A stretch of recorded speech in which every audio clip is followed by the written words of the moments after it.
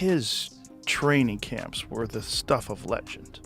I mean, he would spar 100 rounds a week sometimes, which is just insane.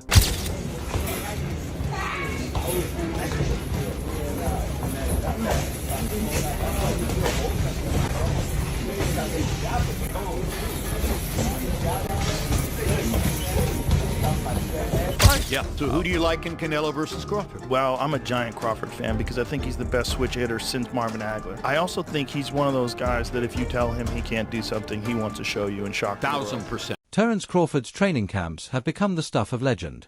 Stories of him sparring 100 rounds a week highlight just how extreme his preparation is. Now, as he gears up for the biggest fight of his career against Canelo Alvarez, his work ethic and discipline are being noticed by some of the sport's biggest voices. Joe Rogan, speaking on his podcast with Jim Lampley. Crawford's about to fight. Yes, he's going to fight Canelo. Oh, man. I just hope he's big enough. I hope he's big enough to keep that dude off him because Canelo hits so hard, man. That's one dude that, like, I believe all the shit he be talking. Crawford? Yeah. Oh, he's good. He don't just be saying shit. They tried to say that, like, Errol Spence was damaged because of what Crawford did to him because he was damaged from the car accident. I'm like, maybe. Or maybe Crawford would have done that 3 years ago. I think he's that good. He's just so skillful. He's so slick. And when he gets, and he's also the best guy in the sport at switch hitting. He'll go from southpaw to orthodox and be just as good and trip you up. Like you think he's going to start southpaw, he starts orthodox. You prepare for orthodox, he's fighting southpaw. He feels like he's got you timed better orthodox, he'll switch it up. Praised Crawford as the best switch hitter since Marvin Hagler. He pointed out Crawford's slick footwork, adaptability, and the mentality that drives him to prove people wrong when told he can't do something. Rogan admitted his firmly in Crawford's corner, believing that Canelo is slowing down and no longer the combination puncher he once was, though he still acknowledged the danger of Canelo's sheer size and power. At the same time, Rogan cautioned that Crawford must be big enough to handle Canelo's devastating shots, stressing that this isn't just a fight of skills. Which I think is really interesting, the Crawford-Canelo fight. Beyond interesting. Fascinating. Because how does Crawford compete with that size? Crawford is leapfrogging. He goes to super middleweight. 47 to 54 and now to 68. And the Madrigal fight in 54 is a difficult fight. Yeah. So who do you like in Canelo versus Crawford? Well, I'm a giant Crawford fan because I think he's the best switch hitter since Marvin Hagler. I also think he's one of those guys that if you tell him he can't do something, he wants to show you and shock the world. 1,000%. I also think Canelo is slowing down, and Canelo is more of a one-punch fighter now than the combination fighter he was when he was young. He uses strength and conditioning. There's very few fighters that just train using skill, just train skills. Like George St. Pierre did that for a certain period of his career. I wonder if there's anybody left in boxing who trains just using the gym skills. There were a lot of them when I was first involved in the sport who would never have touched a weight. Right. You know, they subscribed totally to the notion that that was negative. Right. And the worst case, I mean, they definitely did calisthenics, but that was it. It was just body weight exercises, you know, which brings us to Crawford, which I think is really interesting. The Crawford-Canelo fight. Beyond interesting. Fascinating. Fascinating. Because how does Crawford compete with that size? And, you know, we have to recognize, okay, well, when Canelo fought Floyd, it was 152 pounds, right? So he had dropped down, which was a struggle for him, which is why Floyd was so brilliant in getting him to go down to 152, because he knew he would be drained. Was it 52 or 54? But of size and physicality. Canelo hit so hard, man, Rogan said. That's one dude I believe everything he says. Other boxing voices are weighing in too. Teddy Atlas compared the fight to Pacquiao's upset over De La Hoya, framing it as a classic speed versus size showdown. He believes Crawford's instincts, timing... When you look at the elite of the elite boxers, to a man, to every one of them, they're disciplined. Yeah. And they stay focused. I'm so excited to see this fight with Canelo Alvarez because I think the Saudi Arabians have so much money. They're throwing so much money at boxing. And the guy who's the head of boxing over there wants to make that fight happen.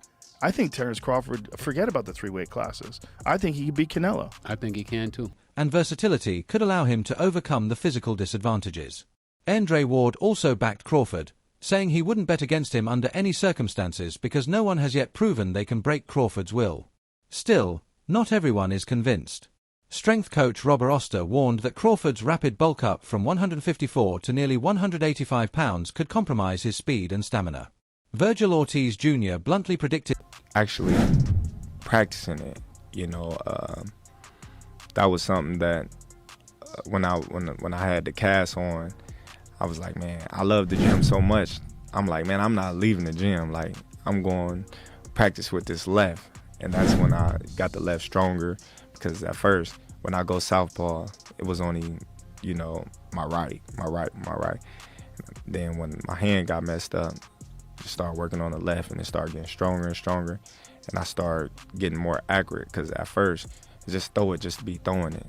And then, it just got to a point where my left was actually way stronger than my right. Canelo would win, arguing that putting on weight isn't the same as belonging at super middleweight. Yet even Ortiz admitted that if Crawford pulled off the upset, he'd consider him the greatest fighter of all time. Meanwhile, Crawford has embraced the challenge head-on. He's transformed his body for this fight, but he insists that size doesn't equal strength. He might be bigger than me, but big don't mean stronger. Crawford also reminded fans that his skill set has been forged through years of drilling, repetition, and adapting, traits that have made him pound-for-pound #1 in the eyes of many. With figures like Bernard Hopkins and Mitri... Maybe he's a little overrated. Terence Crawford versus Canelo Alvarez at 168 pounds. Canelo's really good. Really good.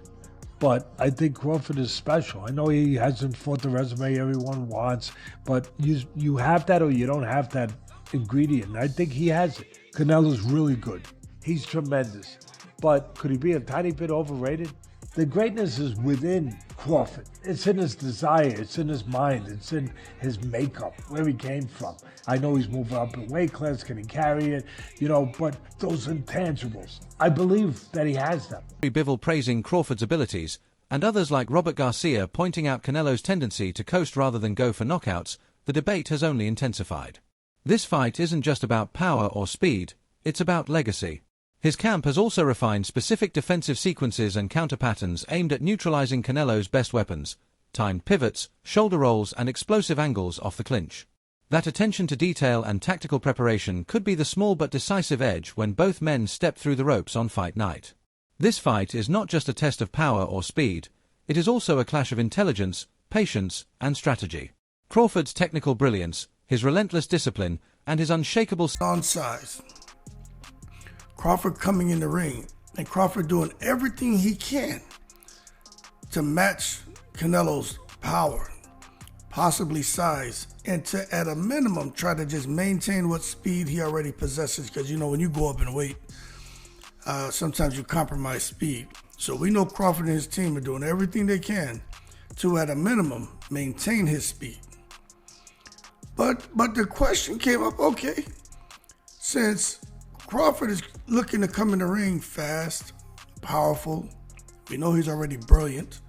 Shit, what if Canelo comes in lighter? I'm like, lighter? Yeah, what happens if Canelo says, you know what, I'm not going to try to come and just outweigh him by 20 pounds on fight night, because I realize I'm in there with somebody who's very agile and who's probably going to be faster than me. And although I have timing, he has timing too. So I can't afford to be 2 or 3 steps behind Terence Crawford in my speed. Self-belief have brought him to this stage where even the smallest adjustment could swing the entire contest. If he can maintain his sharpness, preserve his speed, and control the pace, the size difference will not look as overwhelming, and fans could witness one of the most historic upsets of modern boxing. So, the question remains, does Crawford's legendary training and adaptability give him the edge against Canelo Alvarez at 168? Drop your predictions in the comments. Please like and subscribe my YouTube channel.